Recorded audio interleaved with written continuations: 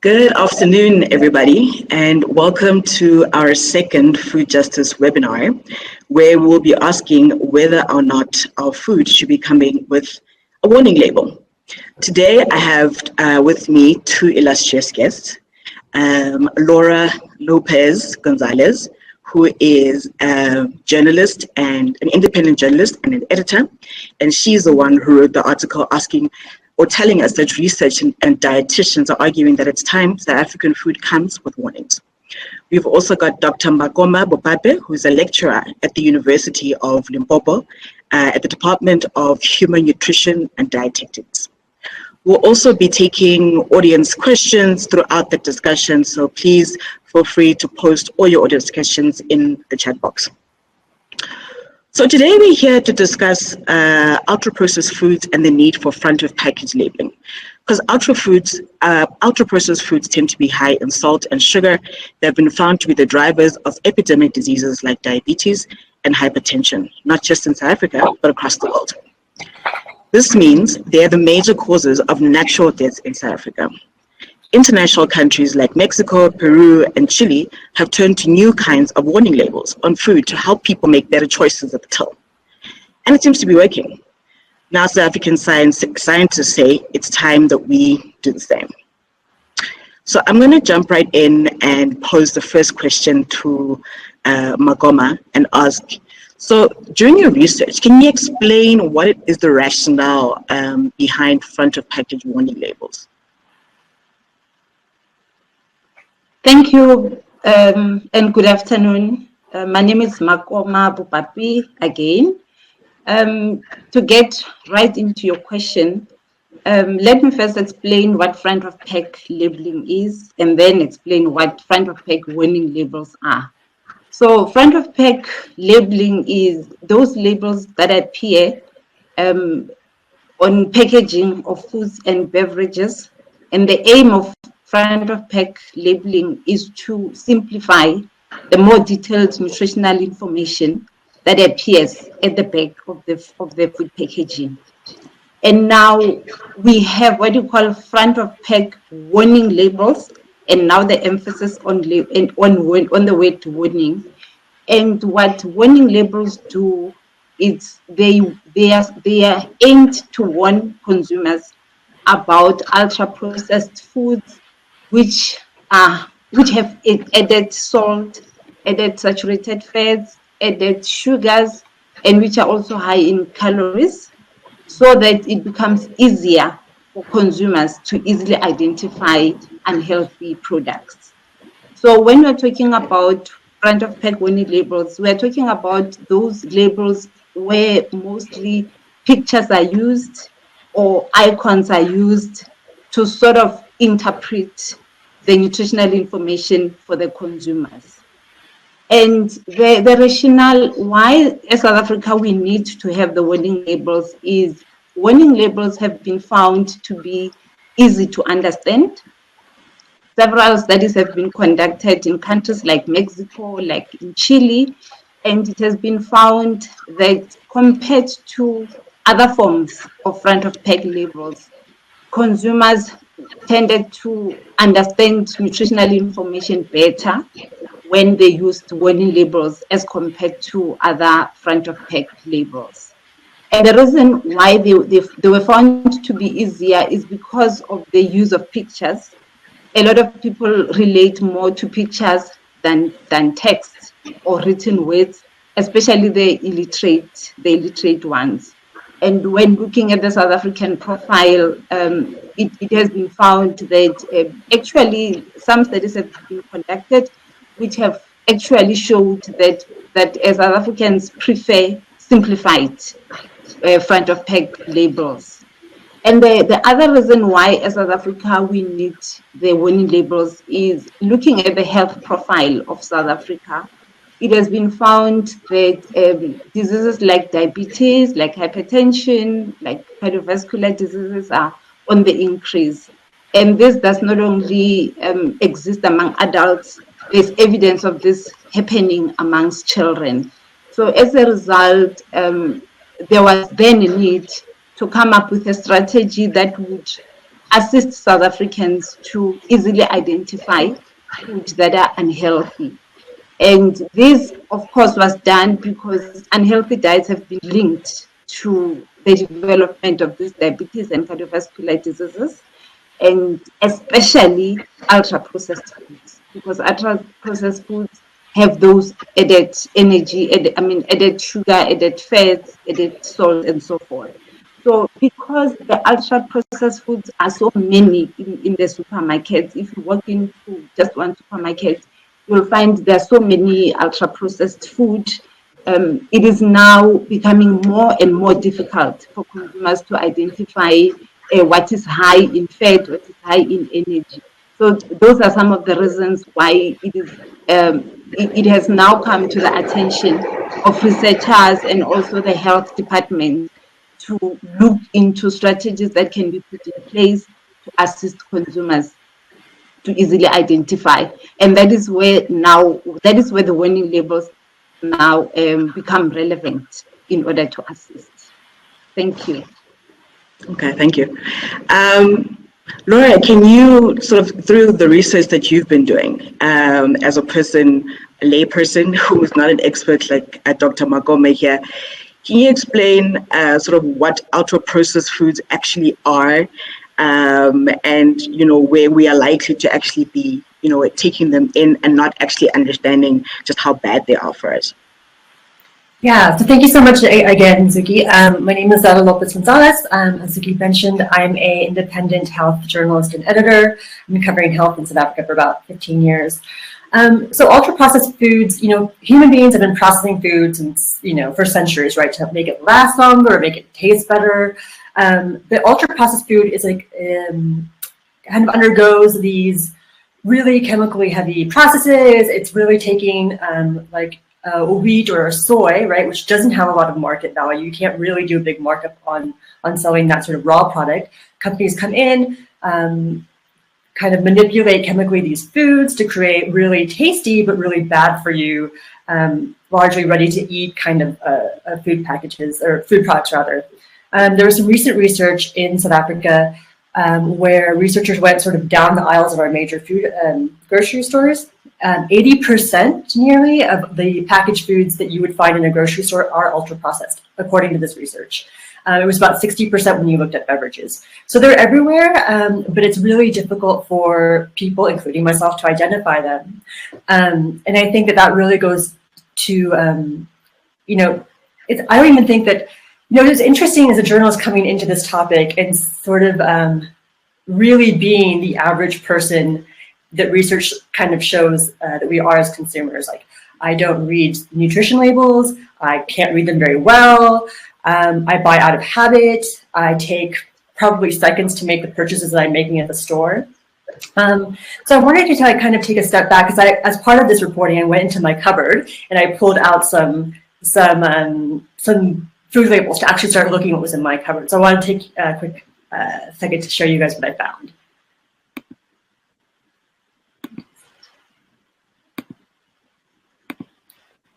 So this is what I pulled out of my cupboard. You can see that these nutrition labels look wildly different. The one on your left has 3 different languages. So it's English, French, Portuguese. There's different serving sizes. So if you were trying to do the calculations and you were really into doing maths, which I'm not, you would have, I think, a lot of trouble figuring out what exactly you were sort of eating. South Africa does make companies list what is in your food. There is no actual legislation, and Makoma can correct me if I'm wrong, about how these nutrition labels have to look. So when you're talking about front of package labeling, you're essentially going from an expectation that people like me are going to figure this out to figuring out something like this. This is a bottle of hot sauce that I pulled out of my cupboard. It's imported from Mexico, which just implemented recently front of package warning labels. So you'll see that it's got a big black hexagon that says that it's high in excess salt. So you're again looking at trying to make me as a consumer in the 30 minutes I'm going to spend in my grocery store, trying to interpret this versus trying to interpret something that looks like this. And this is a picture that comes from Makoma's recent research. it's really important that to know that she's kind of gone through with her colleagues to sort of road test what works for South Africans, because warning labels can be kind of culturally specific. So you can see here, the proposal that comes out of her research is really just simple warning labels. Hey, is it high in sugar? Is it high in saturated fat? High in salt? And then there's one that's not on here, and whether it contains non-sugar sweetener. And that's really because research is inconclusive about what sweetener, which is obviously put in as a substitute for sugar, especially as we continue to sort of tax sugar going forward. Companies will often substitute that sugar with that sweetener, but science doesn't really know if that sweetener is good for us in the long run, or if it really is doing a lot to sort of help us attain better health. And the reason that researchers like Makoma have identified just like those 3 or 4 things that we need to watch out for is really because they've looked at this. So this is the top 10 causes of death in 2018. Natural causes. You can see today is World TB Day. You can see that tuberculosis is the leading cause of natural death. But then quickly underneath that is diabetes, cardiovascular diseases, heart disease, hypertension. So a lot of NCDs really driving death in South Africa. And that is why researchers have suggested, listen, you're only going to be able to take in a certain amount of information, one to 4 sort of things. Let's pick the top kind of things that are driving disease in our country and design labels, very simple labels to help us sort of decipher that. Thanks for that, Laura. I mean, from what you've explained, the impact of ultra-processed foods actually has on people's bodies. How do they then find themselves sort of on 80% of our shelving space in supermarkets? Surely there's some sort of test that they need to go through in order to see how healthy they are for people to actually be consuming. Makoma, what have you found in your research with regards to that? How do they pass that kind of test? Thank you, Zuki, for your question. The thing is, at the moment, what the industry provides is sort of dictated by consumers' demand. And if you look at what is happening nowadays, because of urbanization, because people are busy, because income levels are increasing, it becomes more convenient to quickly go for a packaged product, to go for something that will be ready to prepare.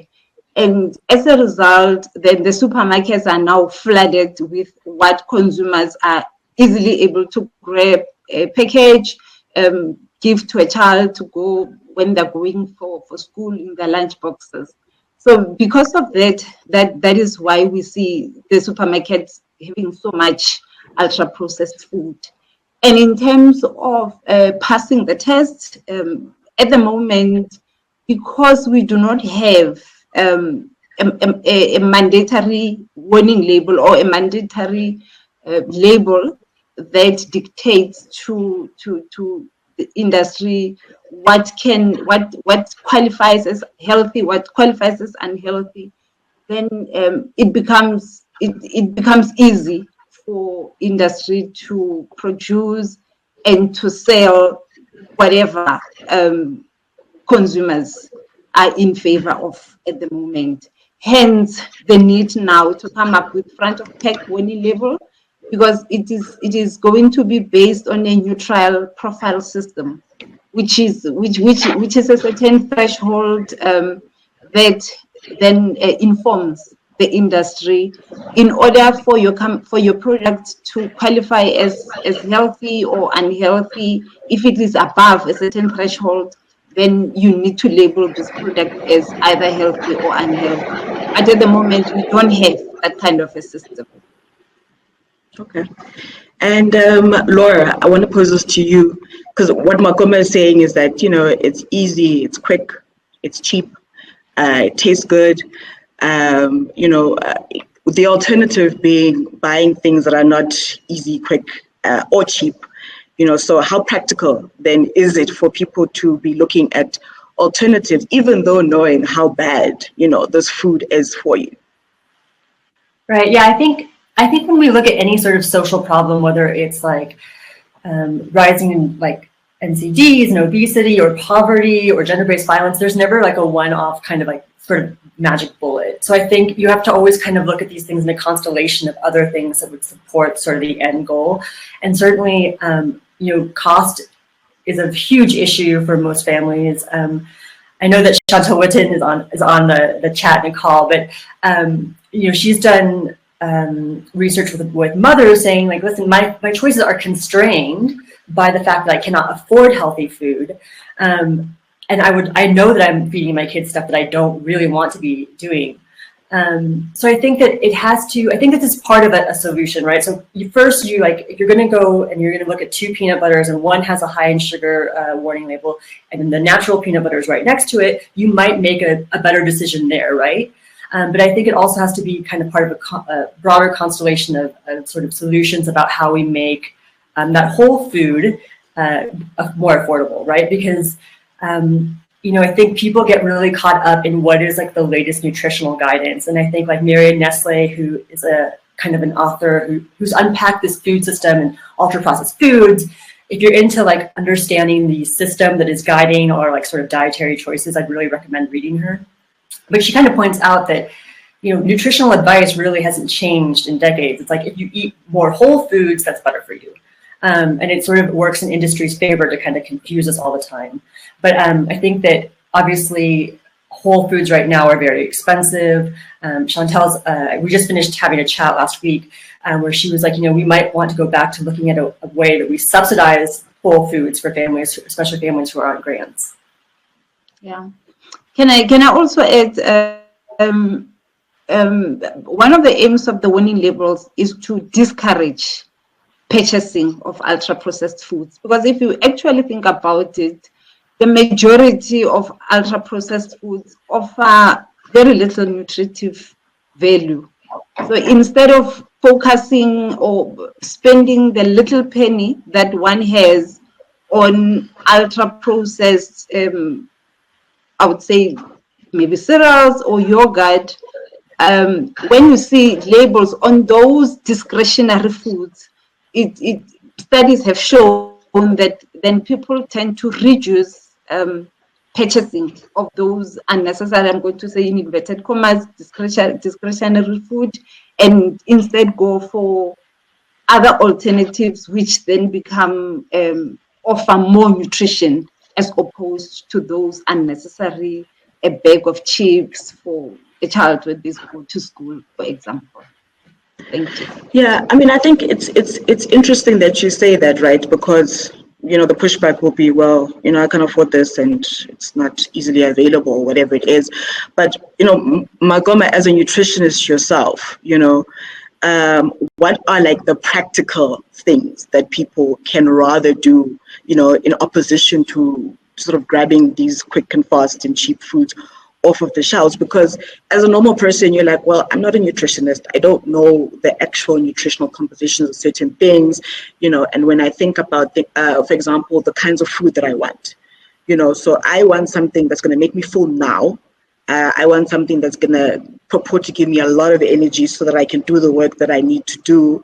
But I don't know if an apple is going to do that, or if, a piece of lettuce is going to help me do that. What are like the actual alternatives that also people who don't have the resources, can actually employ for that?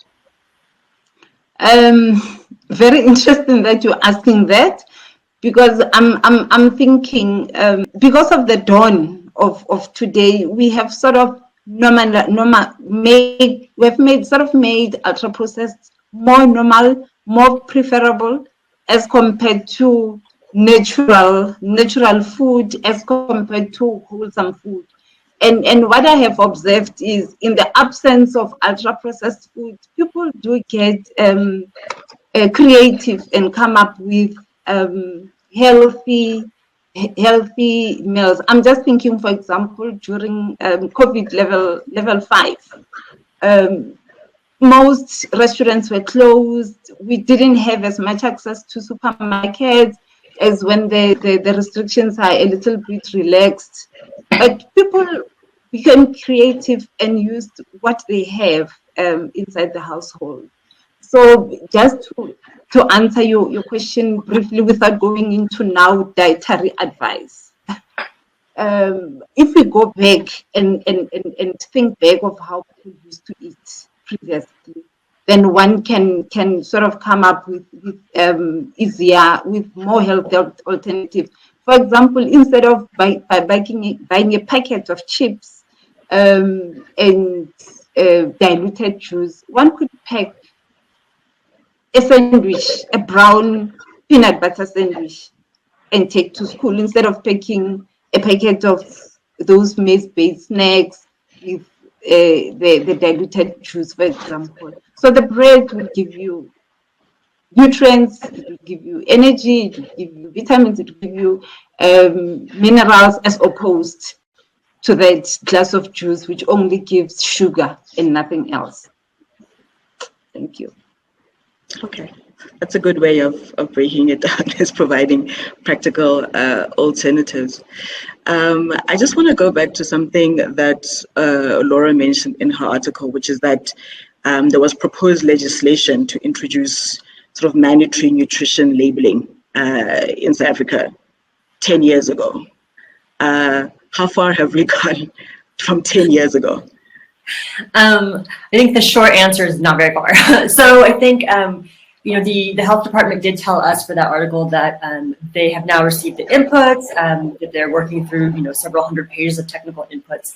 I think when you look back on that legislation that was published 10 years ago, and many experts and sort of health officials told us this, I think it's well-intentioned, right, as many of our policies are when they first come out, but poorly drafted. So I think that there was a lot of gaps. Health officials also told us that they were waiting for some of that locally produced research that Makoma and others have done in the last, and that has come out in the last year, to really give guidance about what this means for South Africa. Because again, a lot of those warning labels and the way people interpret them and what should go on a warning label are kind of culturally and sort of context specific.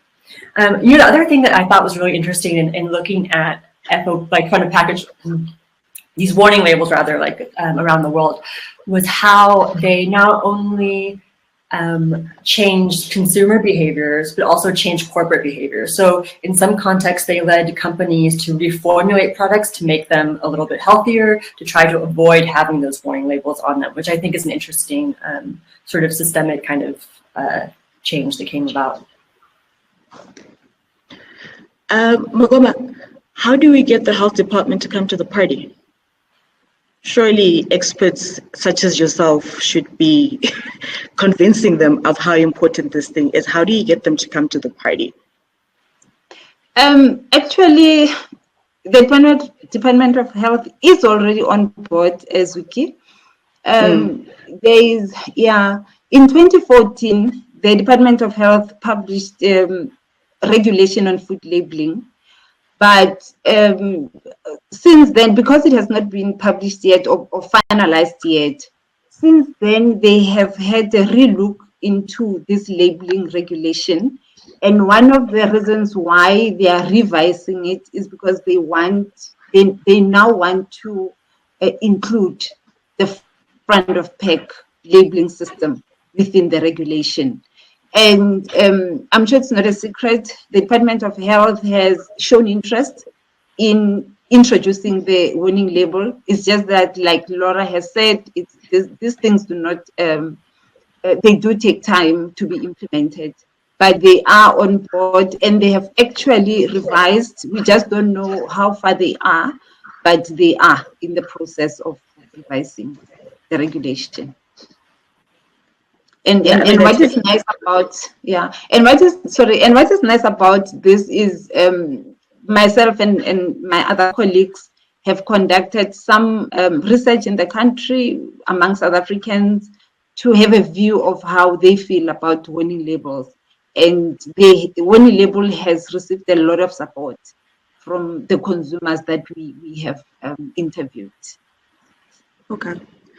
No, it's interesting that you say that it's received a lot of support and the department is on board and there's revision to include this warning label now because, okay, great. But I assume the people who create these ultra-processed foods are probably not too happy about all of this that's now happening to push back against them. So, I mean, my question then is, what kind of sort of tactics or pushback in response to these warning labels is likely or that you may have witnessed already? Well, I'm going to base this on theory because we have not implemented yet, just borrowing from other countries. And some of the arguments brought forward by industry, for example, front of pack labeling would not reduce obesity. So that is one of the arguments that is put forward by industry. And other arguments are because there are so many different types of labels. What about imported products? Products that come into the country. So those are some of the arguments that are put forward by the industry, and some of the pushbacks or arguments that are put forward are things like why not educate and allow consumers to make their own choices, and get health promoters and Department of Health to educate people about healthy diets and not necessarily put the warnings on food products. So those are some of the arguments that are put forward, and some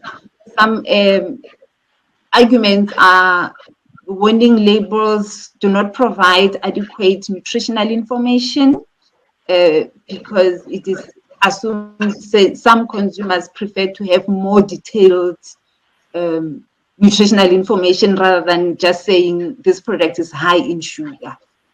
So some countries that have implemented these have found a way to work around them, which I suppose and assume even if they do come up, hopefully they will not, Zuki.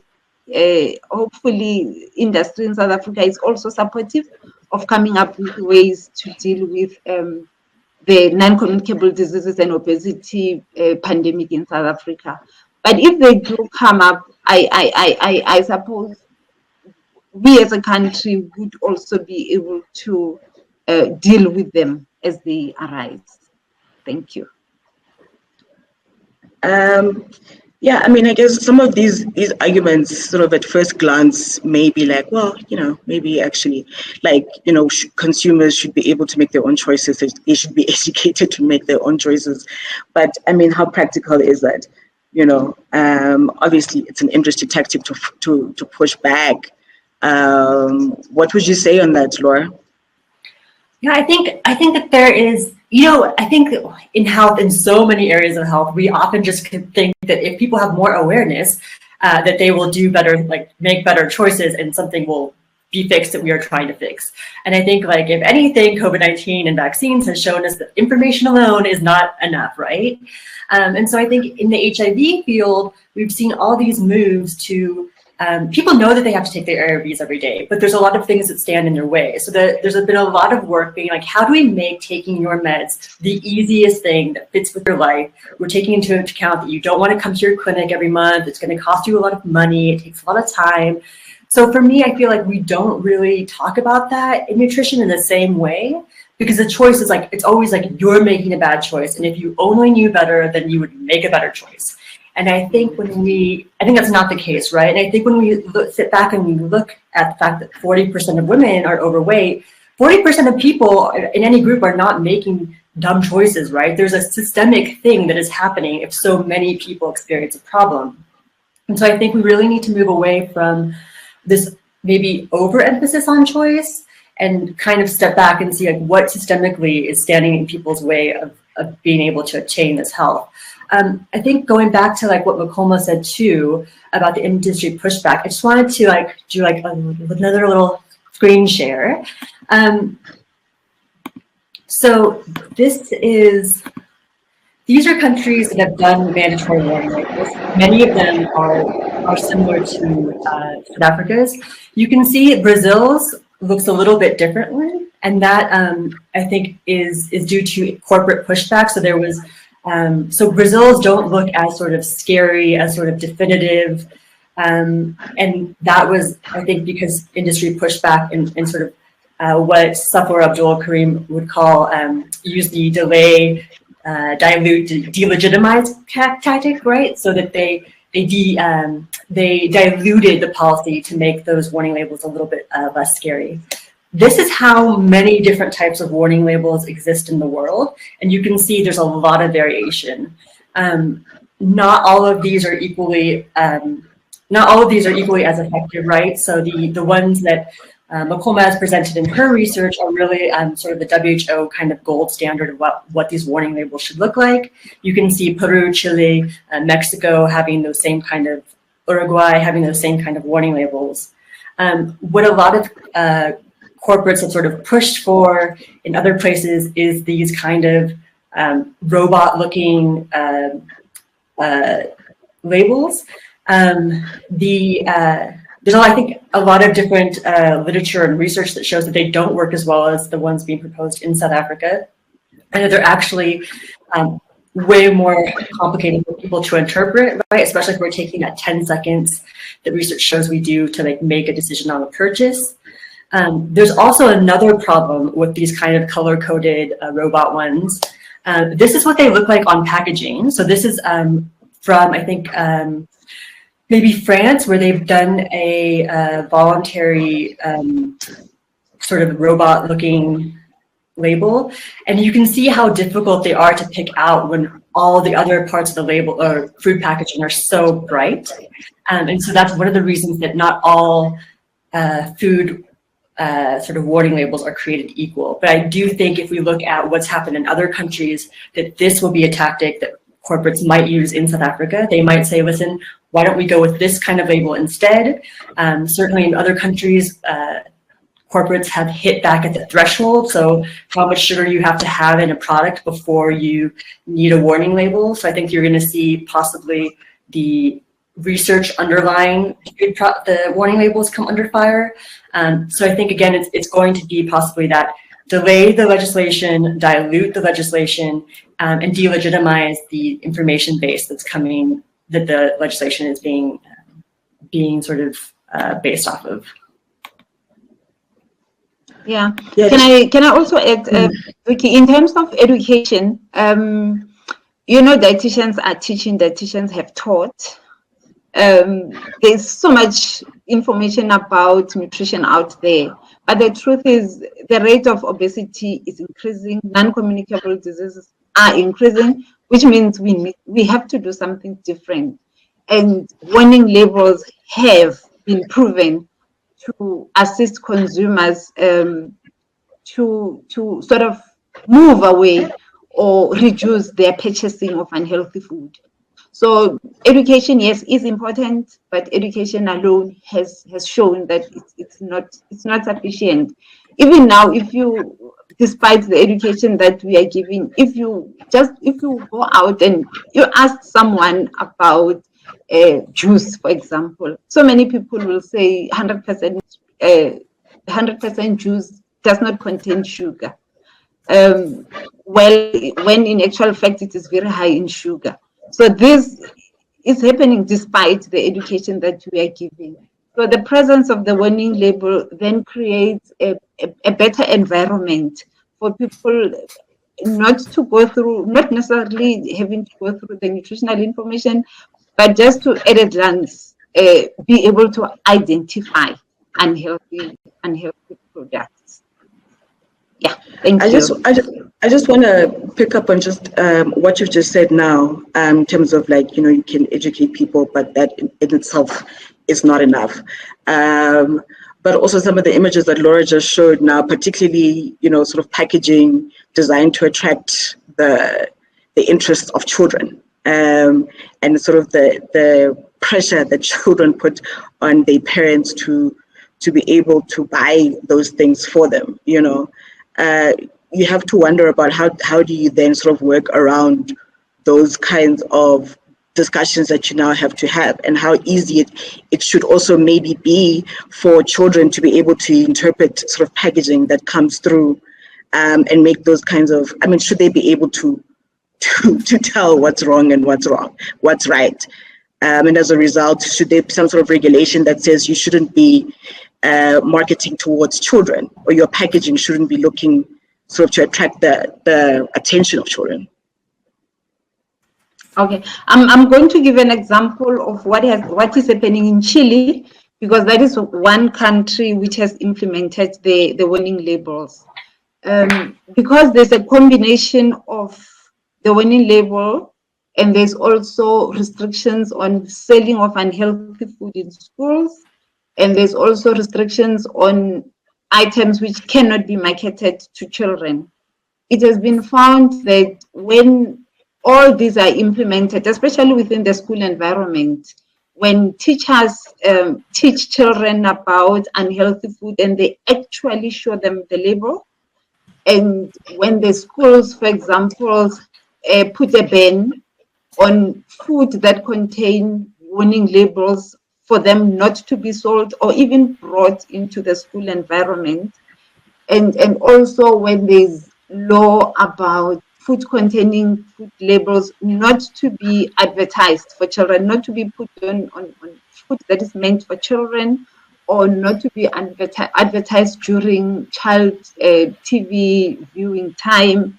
So it has been shown that when education is given together with those products being shown to children or being banned at school, that has been, in Chile, that has been shown to a great extent decrease the purchasing of such products. So hence I'm saying, if there's education, but at the same time, then there's that display of the warning label. It makes it easier. It makes it more effective for consumers then to be able to identify and then move away from purchasing such products. So in terms of children, then it becomes helpful, because as a parent, you're able to say to a child, when you see a product containing such a label, then you must know that it increases your chance of developing this and this and this. It becomes an educational tool by itself, even without going into a lot of detail about its level of healthfulness. Okay. Thanks for that.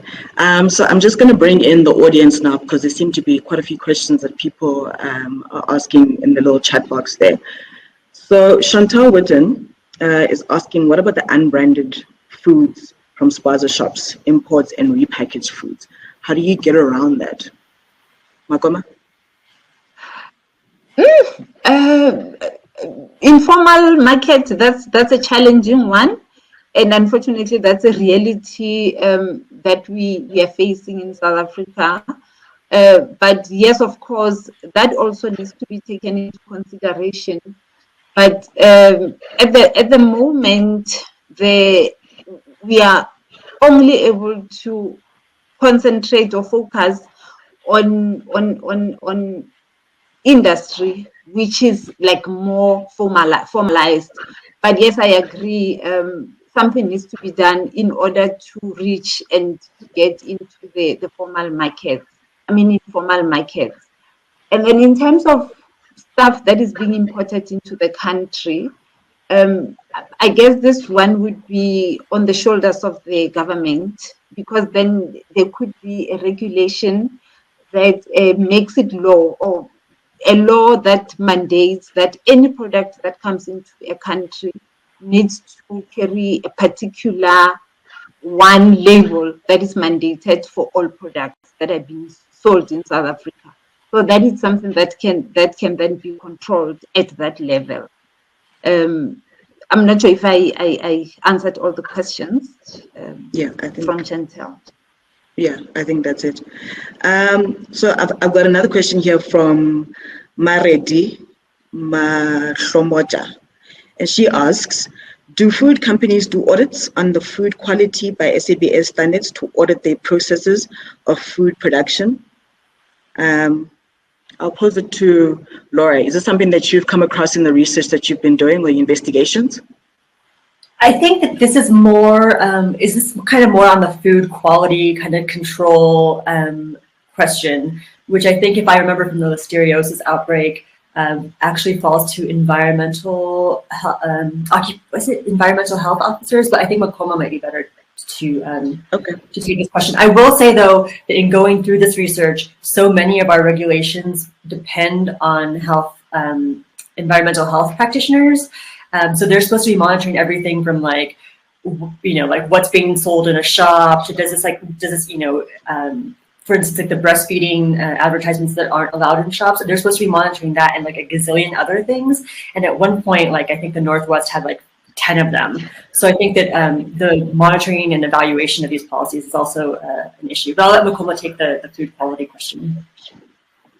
Yes, you are right, Laura. There is some compulsory inspection that is supposed to be happening, but I think we need to separate food safety from nutritional content. So in terms of food safety, yes, that is being done, and there are standards that manufacturers need to meet in order for their products to be put on the shelves and so forth.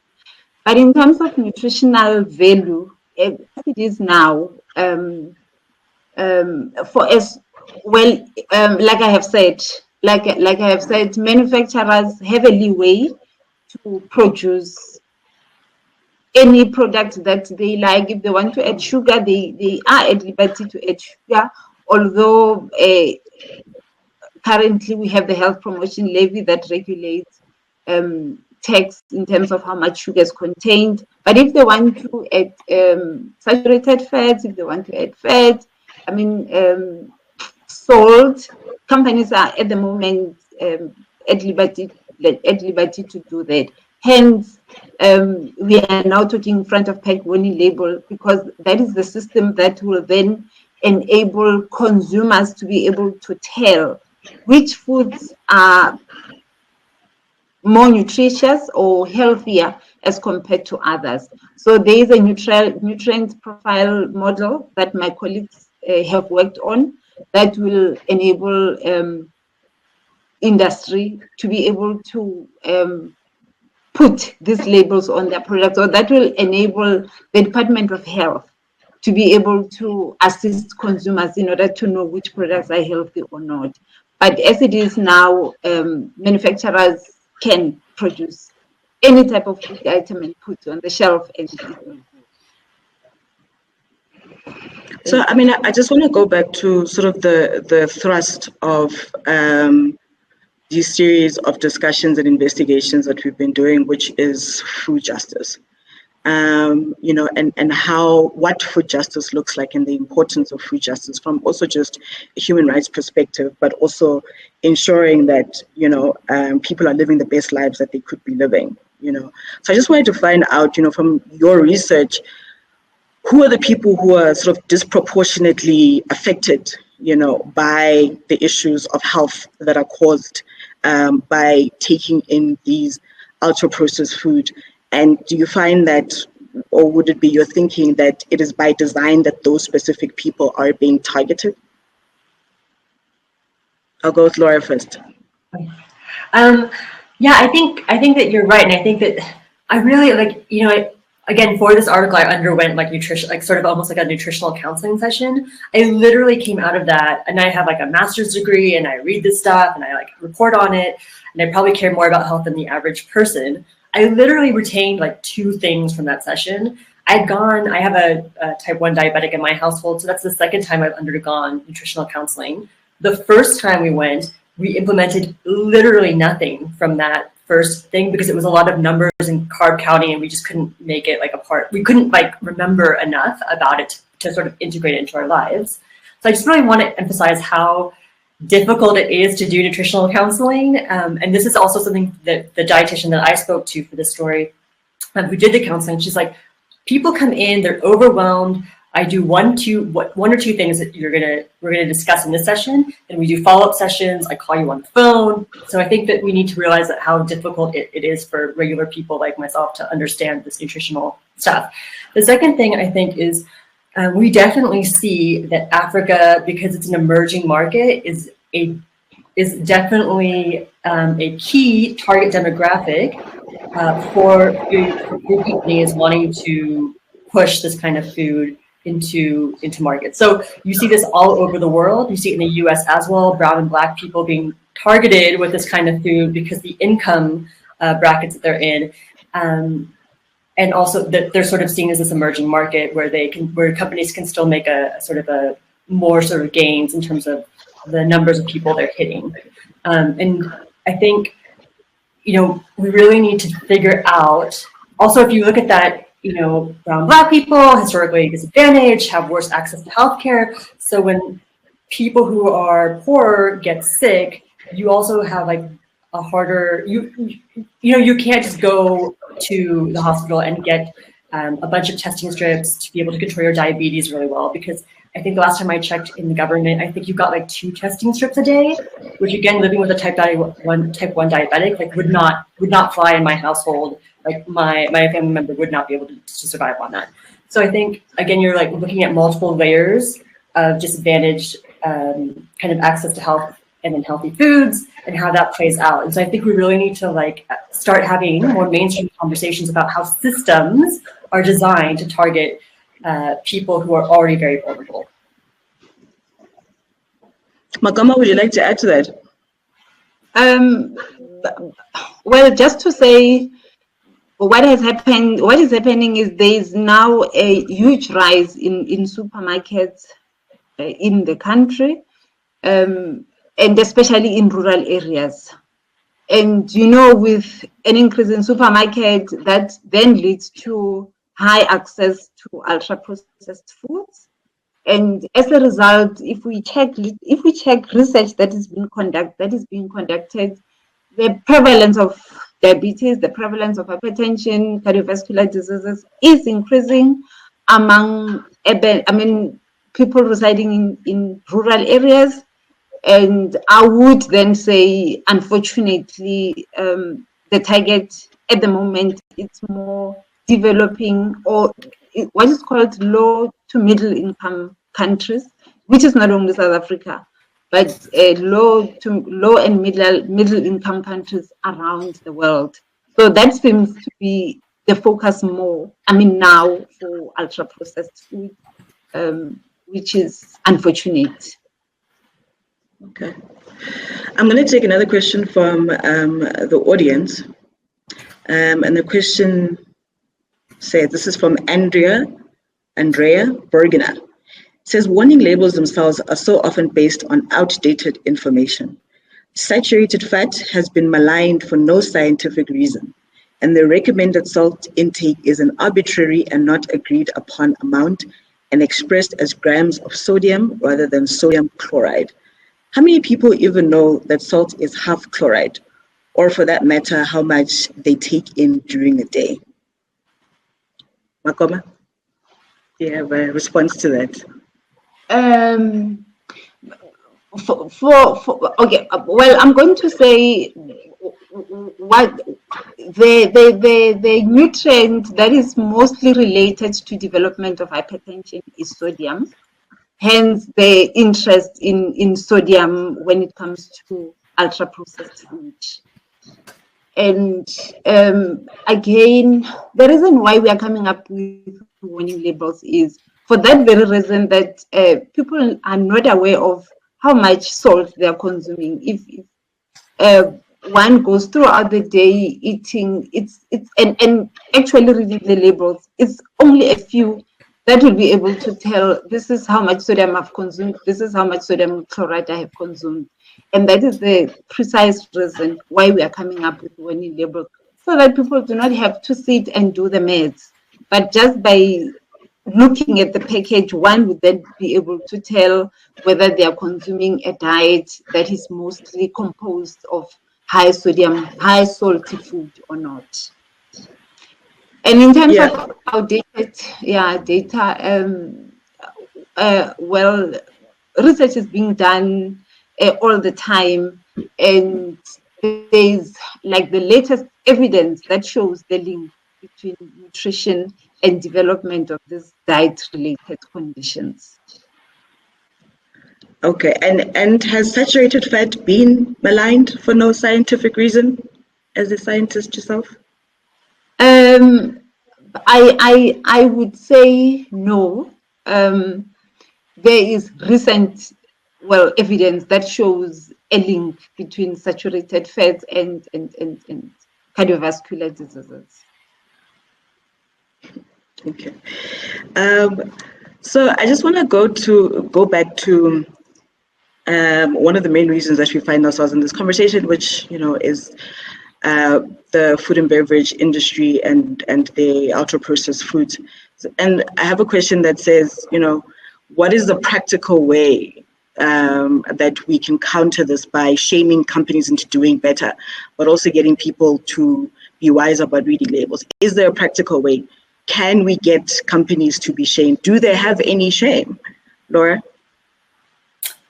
I mean, I think that I'm going to say I hope. I do think that when you look at the ultra-processed food markets, and this is from a British Medical Journal article, it's kind of controlled globally by a small number of multinational corporations. There have been huge boycotts in the past, especially because those corporations have, again, targeted, in the case of formula, Black and brown women all over the world. And I think I'd like to hope that it helps shape behavior, but I definitely think that this is something that we need to have a larger conversation about.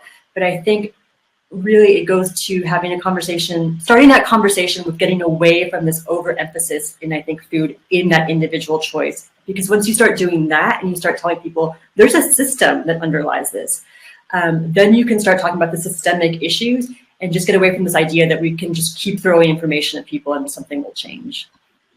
Yeah.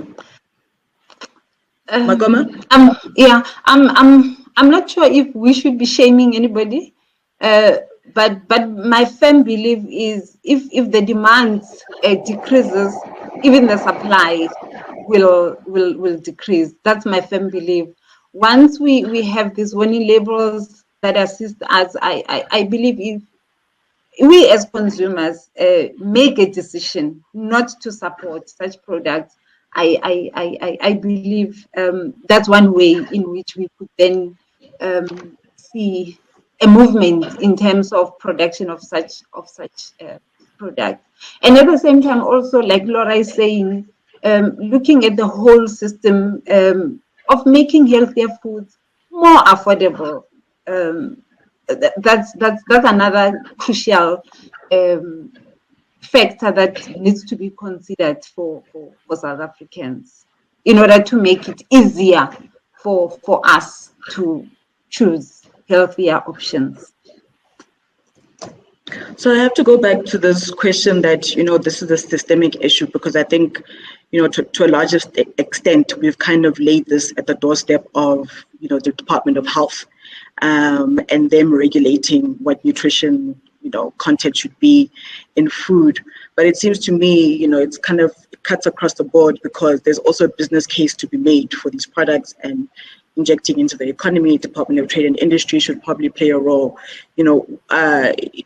Who actually should be coming to sit, at this table to discuss, the implications of ultra-processed foods, and why there should be a business case for why it is that we should be trying to thwart or limit them as far as possible, in your opinion? Laura? Yeah, I mean, I'll take a first stab at it, and then Makoma can jump in. I definitely think, you're right, and we have in the Food Justice Project at Maverick Citizen seen how other departments actually make decisions that affect our health. So, for instance, the Department of Trade and Industry and Agriculture seems to have agreed with cane growers that a 3-year moratorium on the health promotion levy would be part of that sector's revitalization plan. And that was done in the absence of any health officials, in the absence of any scientists. in past countries that have implemented warning labels on food, there was trade concerns because there's a sort of an international code that I think Makoma would be a better place to speak on about how you label things. So I think the trade arguments are going to come in to this discussion. So I definitely think trade and industry, social development maybe about how we do some sort of subsidy, the Department of Health, but also some of those, big business sort of associations, because we know that they're playing a hand in shaping health policy, and they've been very big sort of opponents or voices in the room to things like the salt reduction regulations and also the health promotion levy, rather. Okay. Makoma, what's your opinion on this? Well, I think Laura has covered it quite well. Because non-communicable diseases, obesity is such a multi-sectoral problem. We cannot talk Department of Health alone. Social justice needs to come in. Agriculture definitely needs to come in. Trade and industry, yes, very important to also come in, but we also at the same time need to join forces with industry, because at the end of the day they are the ones who produce. So it's a lot of sectors that need to sit across each other and deal with the situation, and also maybe also include civil society, because those are the ones that are able to speak, those who are the ones who know what is happening on the ground. So it's also very important to include those academics as well, in terms of research, in terms of what works and what doesn't work.